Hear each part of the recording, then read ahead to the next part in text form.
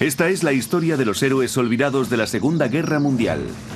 Muy por encima del suelo, las palomas cumplieron con su deber en la lucha contra los nazis.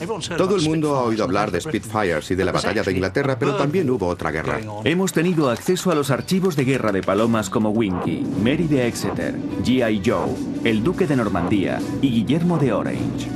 Todas ellas actuaron en una brigada de élite como correos de guerra, llevaron mensajes vitales desde el frente a la base de mando y ayudaron a salvar miles de vidas. Aquellos mensajeros alados eran algo muy especial. Se enfrentaban al peligro en cada misión. Los alemanes situaron francotiradores y, peor aún, prepararon escuadrillas del asesino natural de la paloma, el halcón. Teníamos una amplia defensa contra las palomas. Soltábamos a los halcones para que capturasen las palomas en pleno vuelo. 60 años después, los científicos están empezando por fin a conocer cómo pudieron realizar estas aves sus increíbles hazañas de guerra volando largas distancias. Esta capacidad es mágica en cierto sentido, y es una de las cosas que los científicos han estado tratando de entender. Y la reciente desclasificación de documentos muy secretos supone que por primera vez podemos contar la historia de cómo las palomas fueron utilizadas no solo como mensajeras, sino también como espías. Todos han oído hablar de James Bond, pues lo cierto es que hubo un servicio secreto para palomas. Estas son las historias reales de un grupo de palomas de élite de la Segunda Guerra Mundial y de lo que lucharon para ayudar a ganar la guerra.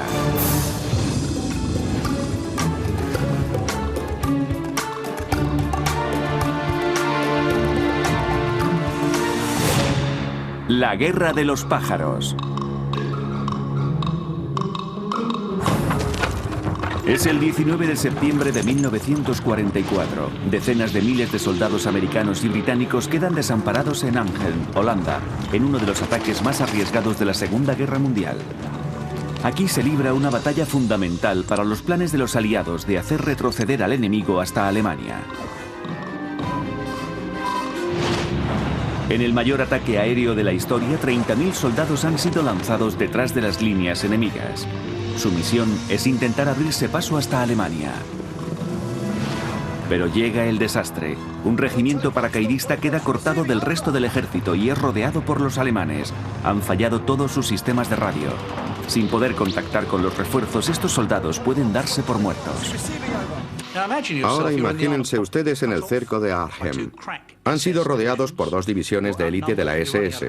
Están en inferioridad y se están quedando sin municiones. Morirán o serán hechos prisioneros. Todas las comunicaciones han fallado. En pleno apogeo de la guerra más tecnológicamente avanzada que el mundo haya visto, su única esperanza de salir con vida es un equipo de élite de palomas mensajeras. Y si en Arnhem la paloma no consigue pasar, no quedará otra forma de comunicación.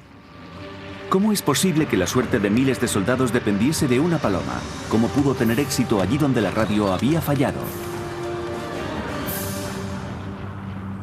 Las palomas desempeñan un papel relativamente desconocido en la increíble historia de la Segunda Guerra Mundial. Hoy, muchos las consideran alimañas, ratas con alas y portadoras de enfermedades.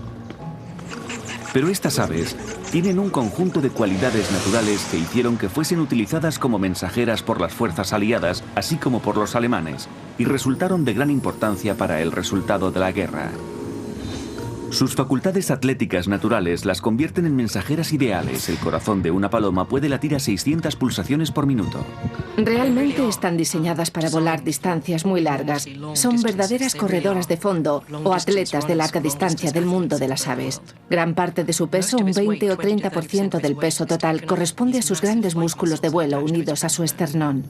Puede batir sus alas hasta 10 veces por segundo, adquiriendo una velocidad explosiva que puede mantener durante horas. Con el viento de cola pueden alcanzar ciertamente entre 80 y 100 kilómetros por hora. Pero lo más importante es que las palomas tienen un talento que las hace ser unos mensajeros enormemente fiables. Se las puede dejar en cualquier lugar y ellas volverán a su palomar o a su casa. Las palomas mensajeras son aves francamente pequeñas. Solo pesan alrededor de medio kilo, pero es un ave que tiene una gran capacidad para volver a casa. Por eso el hombre vio desde el primer momento que estos pequeños mensajeros alados eran algo muy especial. Las palomas desempeñaron un papel tan importante en la guerra que se creó una medalla para los animales llamada la Medalla Deakin. Equivale a la Medalla de Honor del Congreso o a la Cruz de la Victoria. Sí. Los perros ganaron 18 medallas Deakin. Los caballos 3. Las palomas ganaron 32 medallas Deakin. Pero no era la primera vez que se reconocía la increíble habilidad de las palomas. Sabemos que las palomas mensajeras han sido utilizadas desde tiempos inmemoriales. Probablemente Noé se convirtió en el primer colombófilo cuando soltó la paloma desde el arca. Genghis Khan utilizó palomas para comunicarse a través del mar. Julio César enviaba noticias de sus conquistas militares mediante veloces palomas mensajeras.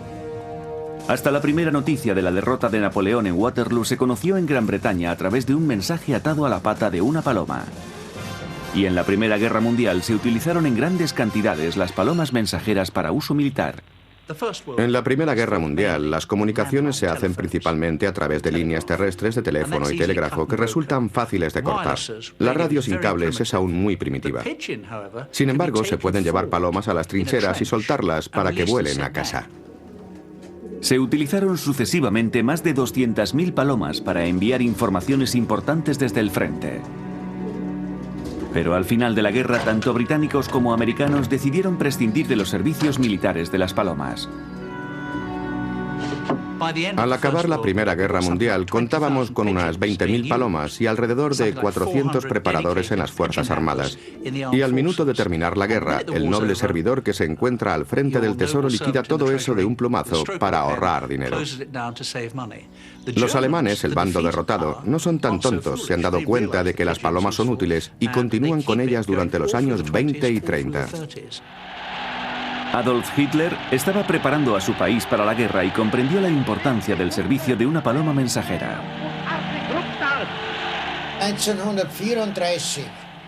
En 1934, cuando Hitler llegó al poder, la paloma mensajera fue puesta bajo la protección oficial del gobierno.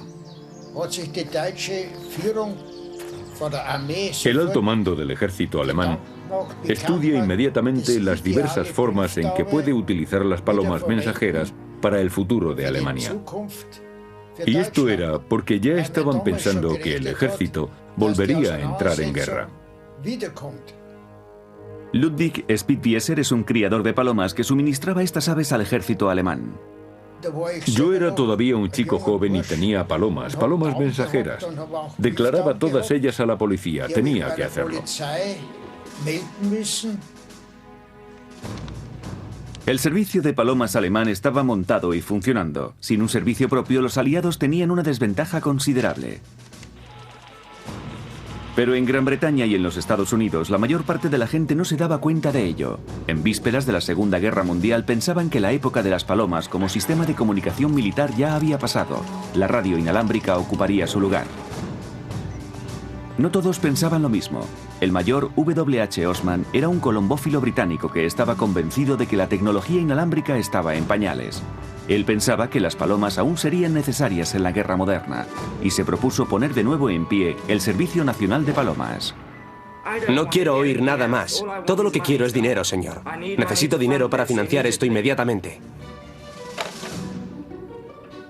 Y empezó a agitar literalmente la jaula del Ministerio de la Guerra diciendo: vamos, necesitamos un servicio de palomas mensajeras. Estuvo unos 2 años dándose cabezazos contra el Ministerio de la Guerra. En los archivos existen notas increíbles entre funcionarios civiles diciendo: este tipo barre para su propio nido, lo que quiere es tener un trabajo fácil durante la guerra. Lo hiciera convencido de que era su deber o por interés propio, el resultado es que Osman consiguió convencer al gobierno británico para que estableciera el nuevo Servicio Nacional de Palomas. ¡Bravo! Al final lo conseguí.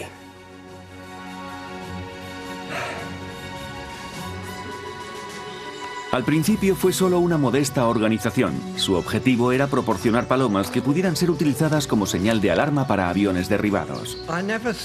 Nunca pensé que nuestras aves pudieran ser tan valiosas.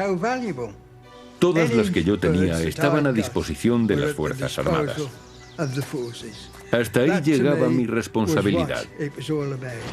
Los primeros días del Servicio Nacional de Palomas estuvieron llenos de dificultades. El mayor Osman había conseguido ponerlo de nuevo a flote, pero le quedaba otra batalla. Pocos militares o líderes políticos veían en él alguna utilidad. La financiación inicial fue ridícula. La radio era el adelanto más evidente, y a ella fueron a parar las inversiones.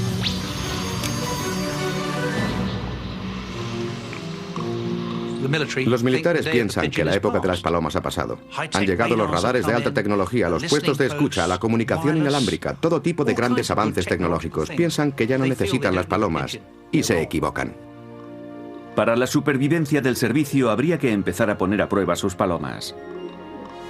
2 palomas en particular cambiaron para siempre el funcionamiento del Servicio Nacional de Palomas.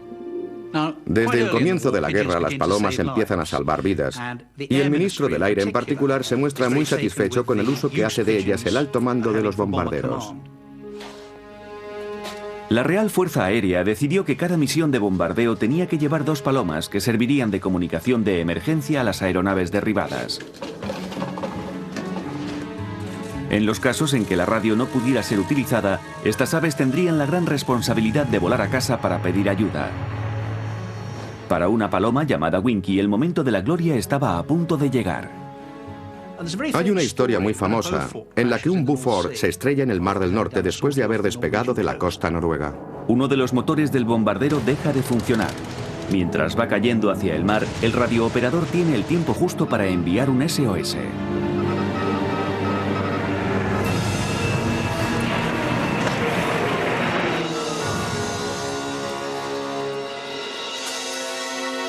En la sala de radio de la base de la RAF en Low Sharks, Escocia, reciben el SOS, pero nada más. El impacto ha destruido el equipo de radio. No pueden precisar el lugar del accidente, ni siquiera saben si hay supervivientes.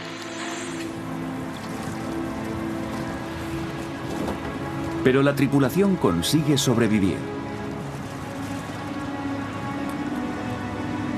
Winky queda libre entre los restos del avión y emprende un viaje de vuelta a casa de unos 200 kilómetros. Desde los Sharks se envía un barco de rescate, pero tiene pocas posibilidades de encontrar a la tripulación. El área de búsqueda es de 260.000 kilómetros cuadrados de mar. La tripulación tiene una esperanza de supervivencia. La paloma tiene que proporcionar al equipo de rescate la información necesaria para precisar más la zona de búsqueda, pero las circunstancias desfavorables se acumulan. Imagínense febrero en el norte de Escocia, la base de la RAF en Low Sharks, una noche fría y con viento. Winky había caído al agua y estaba cubierta de foil, aceite y agua salada. Tenemos que pensar que en la actualidad hacemos competiciones con nuestras palomas en verano y durante el día. Winky pudo soportar una meteorología atroz y en plena noche. Winky consigue llegar a su casa justo después de amanecer a la mañana siguiente. Winky vuelve a su casa en la base de la RAF en Low Sharks y allí la encuentra el responsable del palomar, el sargento Davidson.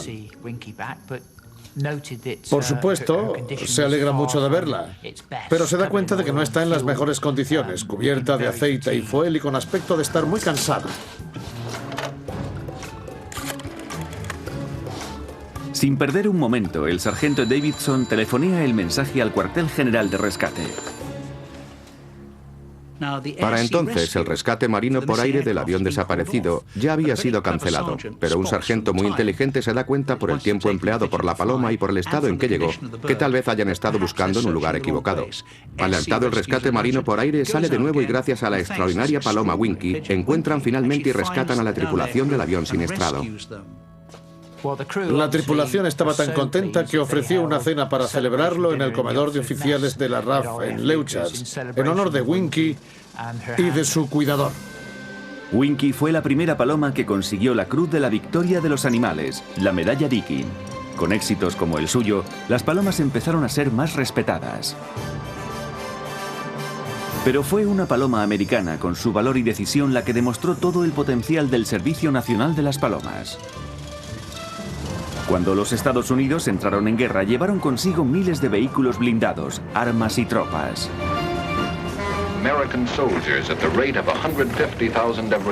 Pero también llevaron palomas que volvieron a entrenar para volver a sus bases aéreas en Europa.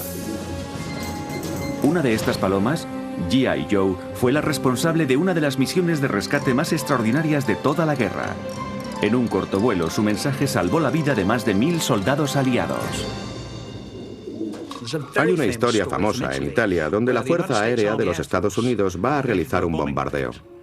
En realidad va a bombardear una ciudad del norte de Italia que ha sido ocupada por soldados británicos. Los soldados británicos han llegado pronto. Los alemanes, temiendo un ataque, se han rendido sin lucha. Los británicos tratan de avisar por radio a la base aérea de los Estados Unidos para cancelar el bombardeo, pero se dan cuenta de que ninguno de sus aparatos de radio funciona. ¡Entra, Caserta, entra! Debe haber allí unos 1000 soldados y no pueden enviar un mensaje para detener el bombardeo que se avecina. Los soldados británicos van a ser eliminados por el bombardeo americano. Fuego amigo. La ciudad está a 32 kilómetros de la base aérea y el bombardeo debe comenzar dentro de 20 minutos. Así pues, solo tenían una oportunidad, una sola, de decir a la Fuerza Aérea Americana que las fuerzas británicas estaban en la ciudad. Esta oportunidad era G.I. Joe. Para que el mensaje llegue a tiempo, G.I. Joe tiene que volar a una media de casi 100 kilómetros por hora, la velocidad máxima de una paloma. Tiene que encontrar su palomar en la base aérea sin desviarse absolutamente nada. Si no lo hace así, los bombarderos de los Estados Unidos inconscientemente matarán a 1 millar de soldados británicos.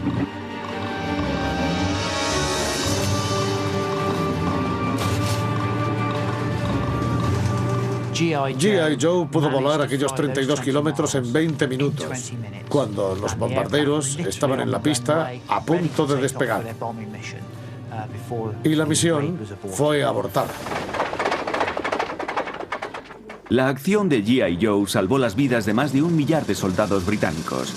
Su cuerpo todavía ocupa un lugar de honor en el Museo del Ejército de los Estados Unidos en Fort Monmouth, New Jersey. Los heroicos miembros del Servicio Nacional de Palomas salvaron muchas vidas. Un sorprendente 98% de los mensajes fueron entregados puntualmente, haciendo que los altos mandos militares se diesen cuenta de lo valiosos que eran.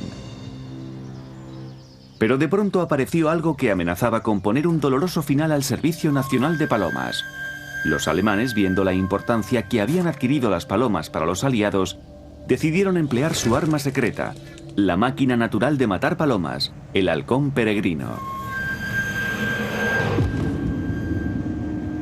Estaba a punto de desencadenarse la guerra de los pájaros a gran escala.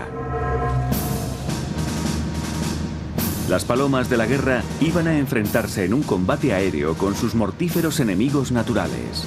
Si usted quiere un animal para cazar una paloma, lo mejor que puede hacer es utilizar un halcón peregrino. Los alemanes los estuvieron criando como parte de un importante sistema de defensa, fijándoles como objetivo las palomas aliadas que volvían a Gran Bretaña.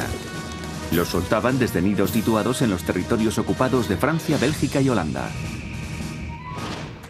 Los alemanes tienen una gran experiencia. Han mantenido su servicio de palomas durante el periodo de entreguerras y este servicio les hace pensar que deben hacer algo con respecto a los británicos y a sus palomas. Movilizaron sus fuerzas para cortar esta línea de comunicación. Nuestra defensa contra las palomas mensajeras era muy extensa. Desplegábamos los halcones y luego los soltábamos para que cazasen las palomas en pleno vuelo. Todo el mundo ha oído hablar de Spitfires y la batalla de Inglaterra, pero también hubo una guerra de los pájaros que tuvo lugar sobre el canal con los alemanes a un lado y los británicos a otro. Esta guerra la hicieron las humildes palomas.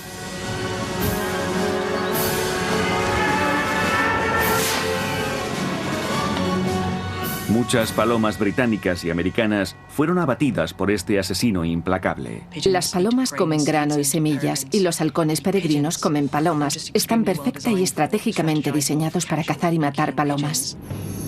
El halcón peregrino puede lanzarse en picado a más de 300 kilómetros por hora.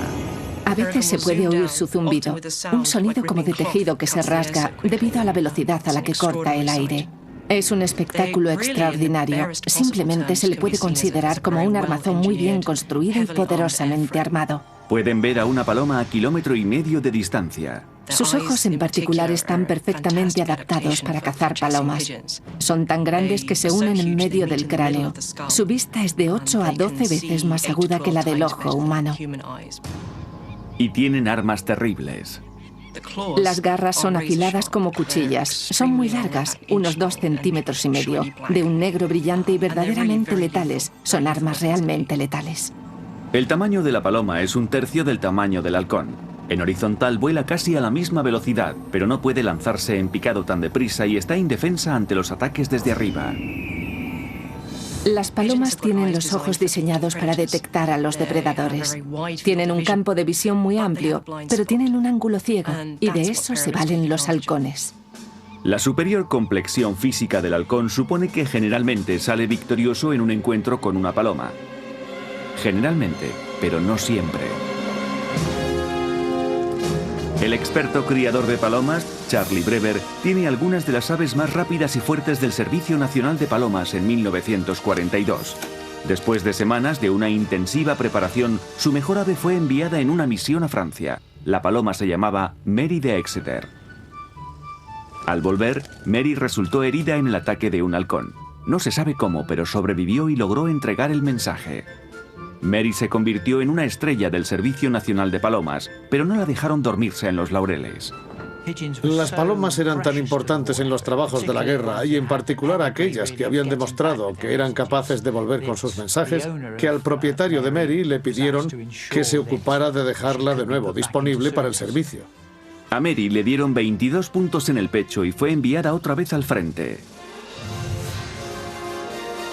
Una y otra vez desafió a los halcones que no conseguían impedir su paso.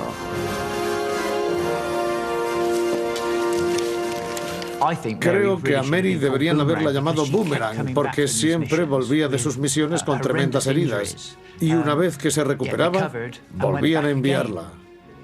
Mary de Exeter nunca dejó de volver a casa. Aunque resultase herida, ella continuaba. Mary sobrevivió a la guerra y murió apaciblemente de vieja en 1950. Su cuerpo está enterrado en un cementerio para animales en Essex, Inglaterra. Pero ¿cómo escapaba Mary de las garras de los halcones asesinos? Recientes investigaciones han encontrado la respuesta. Se ha visto que las palomas hacen una efectiva maniobra de defensa cuando son atacadas.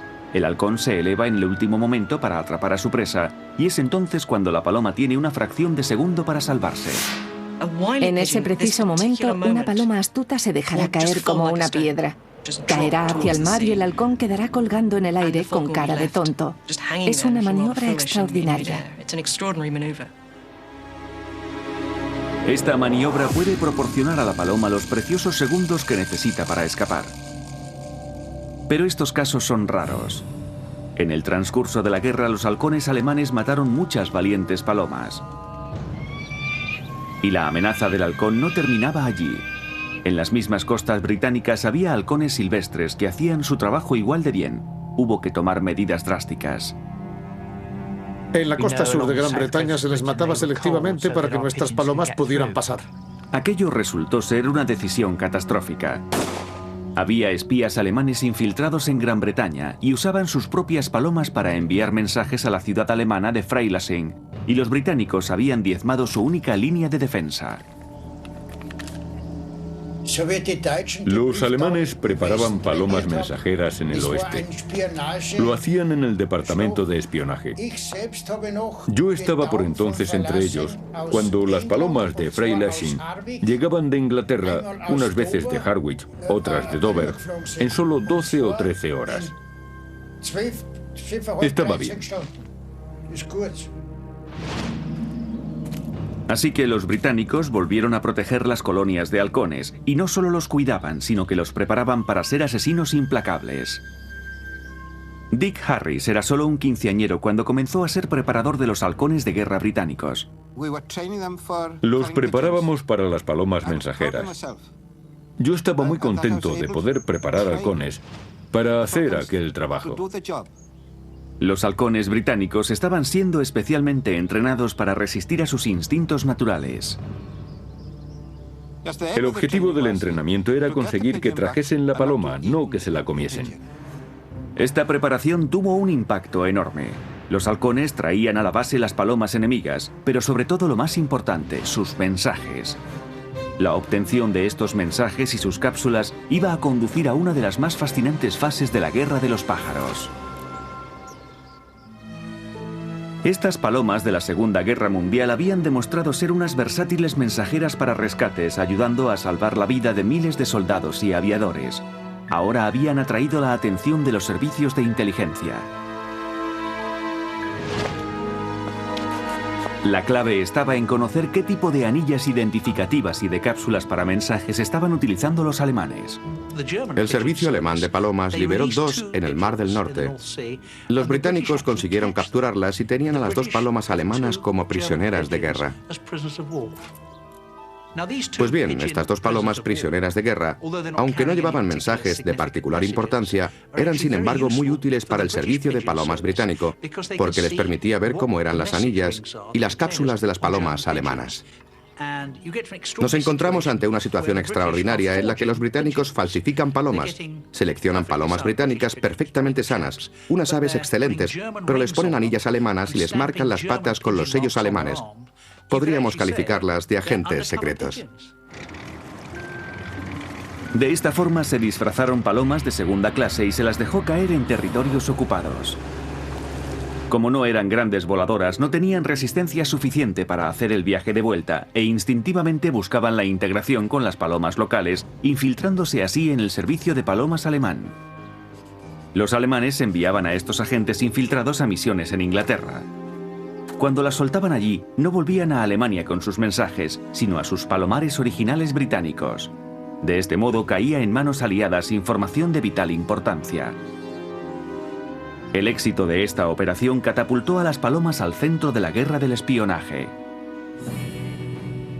Cuando ciertos documentos secretos han sido desclasificados, hemos podido conocer toda la historia de cómo las palomas se vieron involucradas en el gran juego, cómo las palomas de guerra se convirtieron en agentes secretos. A medida que la guerra avanza, la gente ve que las palomas siguen siendo útiles, incluso en la guerra de alta tecnología. No se puede detectar a una paloma. Las palomas pueden volar silenciosamente de noche por encima de las líneas enemigas. No es pues sorprendente que los servicios de inteligencia empiecen a interesarse por ellas y que se conviertan en un importante accesorio en el juego del espionaje. Por lo que a mí respecta, fue entonces cuando el servicio de palomas se hizo más secreto. Documentos desclasificados que detallan la lista de los departamentos del servicio secreto muestran que había una división de la inteligencia británica dedicada a todo lo relativo a las palomas. Se llamaba MI-14. Todos conocen a James Bond y han oído hablar del servicio de seguridad del MI5 y el MI6. ¿Cuántos han oído hablar del MI-14? Entonces los teléfonos se podían pinchar, pero una paloma no puede hablar. Eso me dijeron. Y por eso se utilizaban. Eran muy eficaces.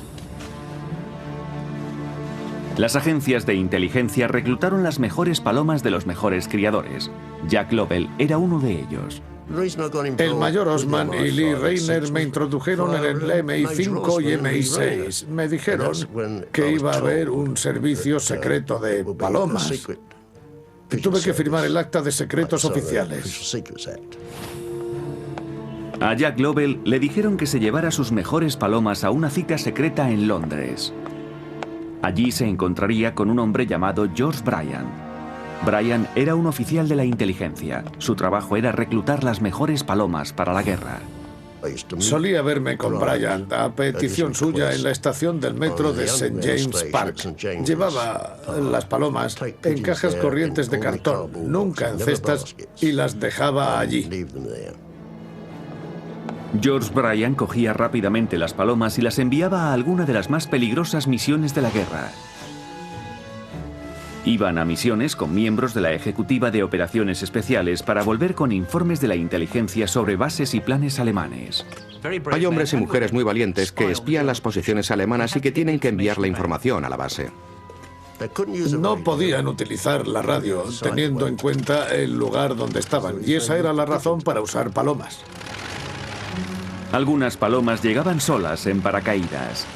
Idean ingeniosas maneras de soltar las palomas desde un bombardero que vuela a unos 250 kilómetros por hora.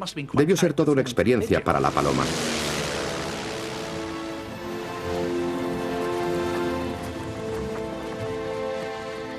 Pero funcionaba. La paloma salía ilesa y podía volver volando.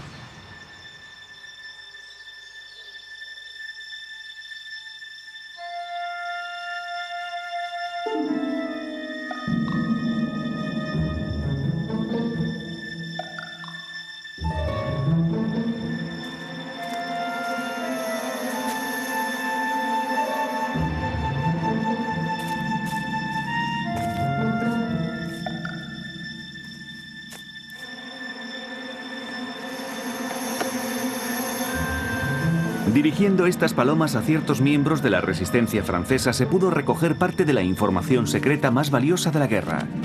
Esto incluía pruebas fotográficas que de otro modo habría sido imposible transmitir. Información vital, por ejemplo, sobre las defensas del día D y sobre un emplazamiento alemán de cohetes bomba en la península de Cherburgo que está apuntando a Londres. Es una paloma la que trae el mensaje.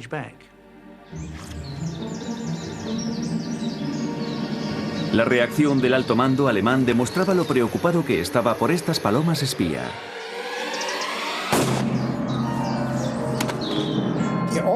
Había otra defensa contra las palomas mensajeras: fusiles. Situaron tiradores a lo largo de la costa del canal para intentar abatir a las palomas. No solo se apuntaba a las palomas, cualquiera que estuviera en posesión de una paloma no registrada por las autoridades alemanas pagaría con la última pena. Cualquiera que se encuentre en posesión de palomas y no pueda justificarlas puede ser llevado a una corte marcial alemana, una Kriegsgericht, y acabar siendo fusilado. Este peligroso trabajo de espía ocasiona más bajas entre las palomas. En las primeras operaciones de guerra se podía esperar que una paloma tuviese un 95% de posibilidades de volver a su palomar. De las palomas utilizadas en los trabajos de resistencia e inteligencia volvió solo el 10, como máximo el 15%. En la Europa ocupada por Hitler, ser una paloma o un cuidador de palomas era un juego peligroso. Las que volvían eran tratadas con la urgencia que merecía su misión. Y como muchos mensajes se transmitían codificados, venían directamente aquí, a Bletchley Park, donde se descifró el famoso código Enigma.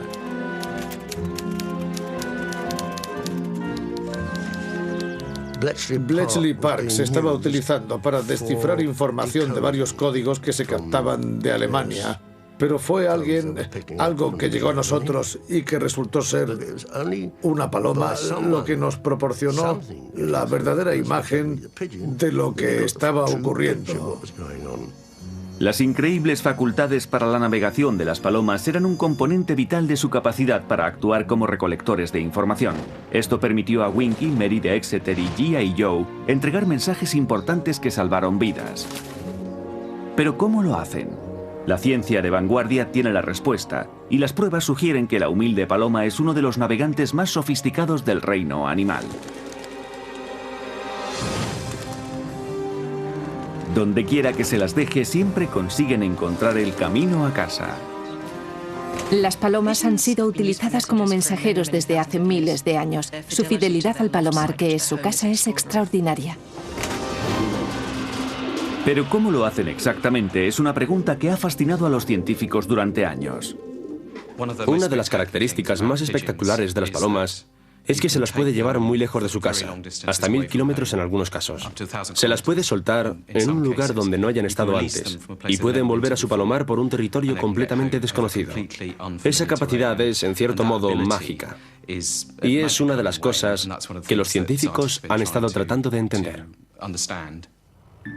El doctor Tim Guilford es un científico e investigador de la Universidad de Oxford. Ha estado dirigiendo investigaciones sobre la navegación de las palomas durante más de 10 años. Los científicos empiezan ahora a tener una idea clara de cómo en tiempos de guerra las palomas hicieron lo que hicieron.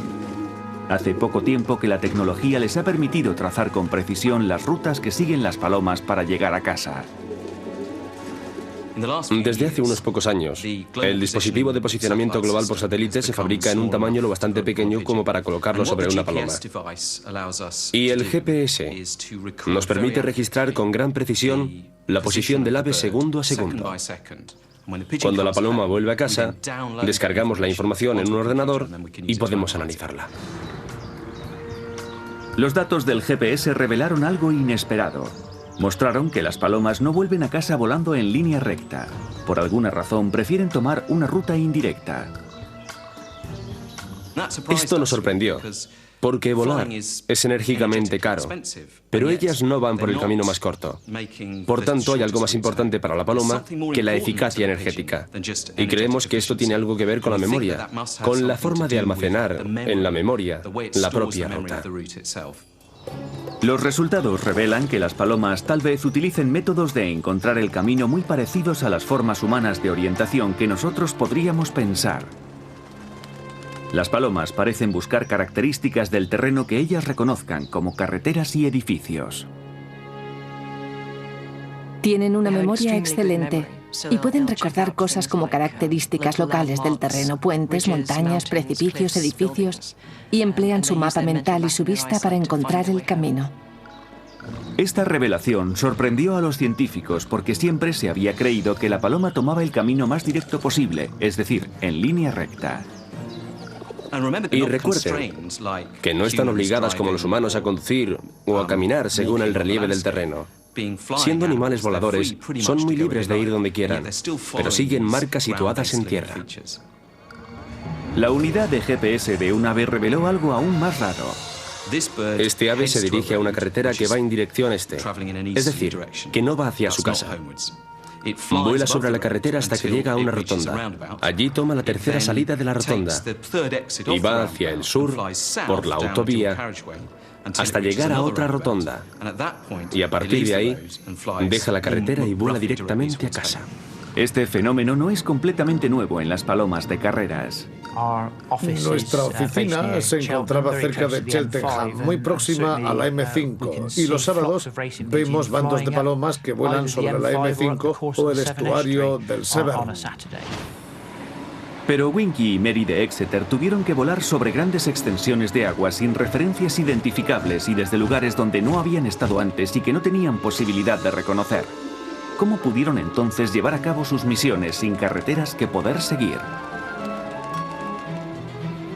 Un ulterior examen de los datos de vuelo del GPS ha demostrado que las palomas parecen usar una combinación de técnicas para encontrar el camino. Y una de las principales es un método de navegación que los marineros han utilizado durante siglos.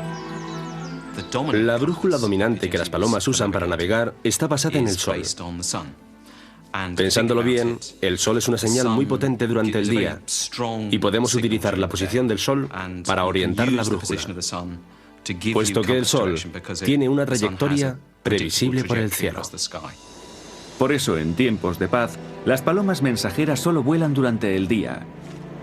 Pero la guerra es impredecible. Trasladémonos a los años de guerra y tendremos una situación completamente diferente. Pedíamos a estas aves que volasen en cualquier momento del año y en todo tipo de condiciones climatológicas, en circunstancias que hoy serían impensables. Muy a menudo se las liberaba al anochecer y aún así las aves conseguían volver. ¿Cómo pudieron Winky y otras como ella volver a casa de noche si no podían utilizar el sol? La respuesta es que las palomas tienen otro método más al que acudir. Su más poderosa herramienta de navegación es una brújula interna. En cierta forma, la Tierra es como un imán gigantesco. Sabemos que la paloma tiene esa brújula magnética y siempre que haya sido entrenada para volar a casa más o menos en línea recta, se la puede llevar mucho más lejos de donde antes haya estado. Es decir, que para lugares desconocidos, la paloma puede utilizar el campo magnético de la Tierra para orientarse hacia casa. Pero ¿cómo sentían las palomas de la guerra el campo magnético? Recientes experimentos con aves que se orientan en diferentes condiciones de luz apuntan a algo increíble. Tal vez puedan ver con sus propios ojos el campo magnético de la Tierra. Y esto es posible, porque las moléculas sensibles a la luz, que las permiten ver, son también sensibles al magnetismo. Su exclusiva combinación de velocidad, resistencia y capacidad de orientación permitieron a las palomas de la Segunda Guerra Mundial llevar mensajes que salvaron vidas humanas y que dieron la ventaja a los aliados en la actividad bélica. Ahora están a punto de emprender otra misión imposible. Hacia el final de la guerra llega la operación más importante para los aliados de Occidente, el Día D, la Operación Overlord, la invasión de la costa francesa el 6 de junio de 1944. Solo por su tamaño, el plan de invasión del Día D requería unas comunicaciones eficaces a una escala nunca imaginada hasta entonces. El Día D resultó ser un test muy significativo para el servicio de palomas, porque fue entonces cuando se usaron grandes cantidades de ellas, probablemente 7.000 solo en aquella operación. Iba a ser la prueba más importante para la élite de las palomas de guerra. Como para miles de soldados, el 6 de junio de 1944 iba a ser su día más largo, el Día D.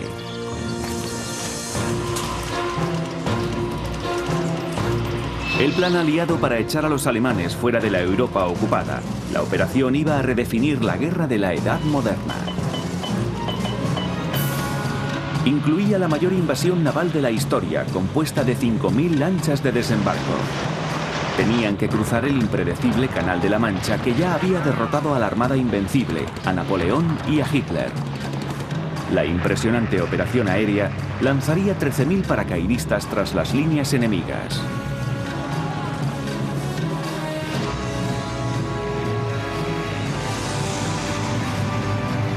Pero todos aquellos complicados planes tenían que ser ejecutados sin usar la radio. Es fundamental que los alemanes estén engañados, a ser posible hasta el último minuto, en lo referente al lugar real del desembarco, porque saben que el desembarco es inminente, pero no saben ni cuándo, ni dónde, ni con qué fuerza. Ahora bien, como parte de ese plan de engaño, hay que mantener la radio en silencio. ¿Y cómo se resuelve el problema de las comunicaciones con los agentes de campo? ¿Con un plan que impide el funcionamiento de la radio? Respuesta: la humilde paloma. Miles de palomas fueron con las tropas al Día D. El sargento John Britton y el teniente Jimmy Loring del 9º Batallón de Paracaidistas llevaban una de ellas, el Duque de Normandía.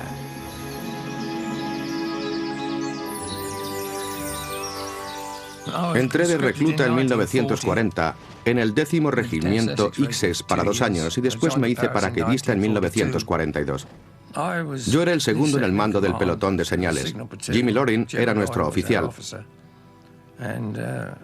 Y no fue hasta el último minuto, al menos por lo que a mí respecta, cuando nos adjudicaron una paloma. El Día D, su batallón tenía como misión la importante tarea de eliminar la principal batería de cañones alemanes de Merville. Los cañones estaban dirigidos directamente hacia las playas del desembarco. Había 4 grupos de cañones disparando sobre la costa y teníamos que inutilizarlos.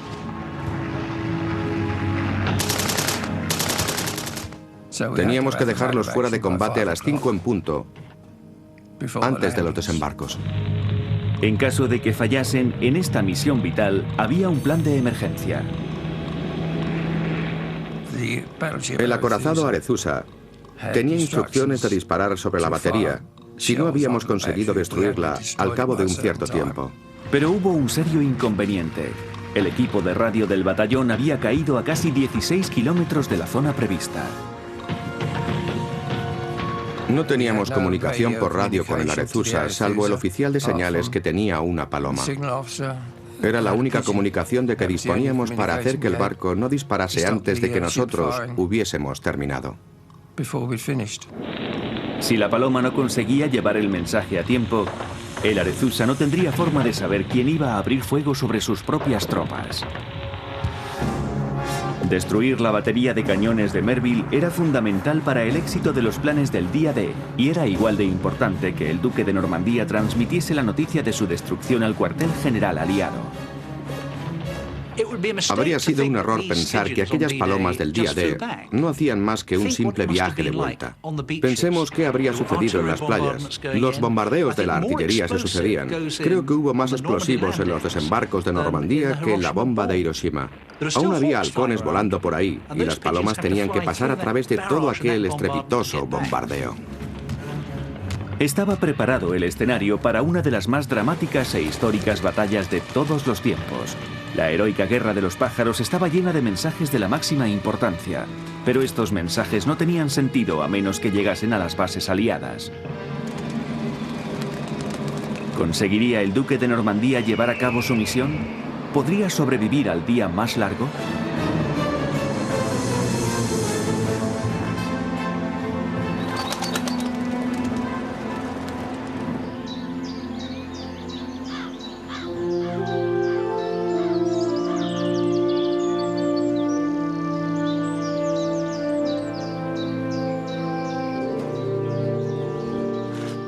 Afortunadamente, aquella paloma pudo llegar y el bombardeo fue detenido a tiempo.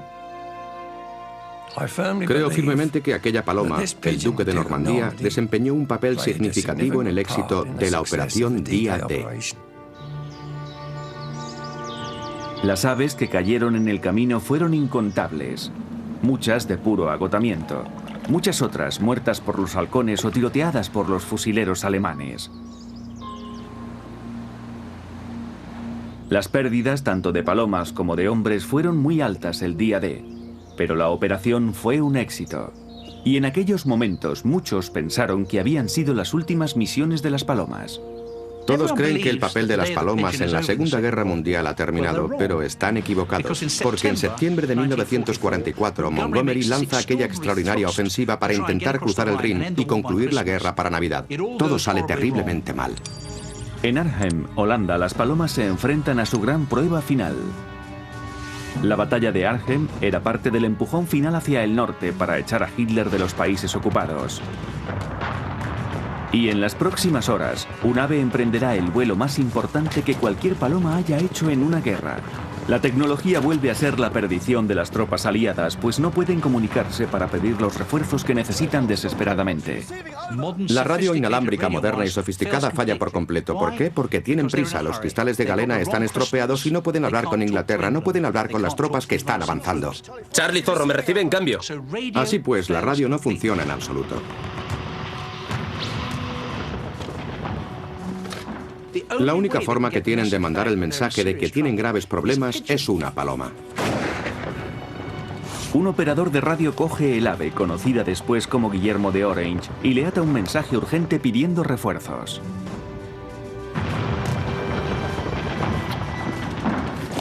E hizo el camino de vuelta sobre una distancia de 420 kilómetros, la mitad de los cuales eran sobre el mar en poco más de 4 horas, a una media de más de 96 kilómetros por hora. Guillermo de Orange llegó a su palomar sano y salvo, transportando el importante mensaje. Su rápida llegada supuso que 2000 soldados aliados fueron salvados por los refuerzos, el mayor número de vidas salvadas por la acción de una sola paloma mensajera. Aunque Arnhem fue un desastre, pudo haber sido una catástrofe si la paloma no hubiese podido cumplir su misión. Una paloma es la única que puede transmitir un mensaje cuando falla toda la tecnología. Este monumento de Londres rinde tributo a las miles de palomas que arriesgaron sus vidas en batallas como la de Arnhem, aunque como muchos reclutas no tuvieran elección. Las valientes palomas cuyas historias hemos contado, Winky, G.I. Joe, Mary de Exeter, el Duque de Normandía y Guillermo de Orange, están entre las 32 palomas de la Segunda Guerra Mundial recompensadas con la Medalla Dickin, equivalente a la Medalla de Honor del Congreso y a la Cruz de la Victoria, un último tributo a su memoria. Yo creo, lo creo de verdad, que hay palomas valientes y que quizá las palomas valientes, como los hombres y las mujeres valientes, merecen que se les otorguen medallas. Creo que es lo principal,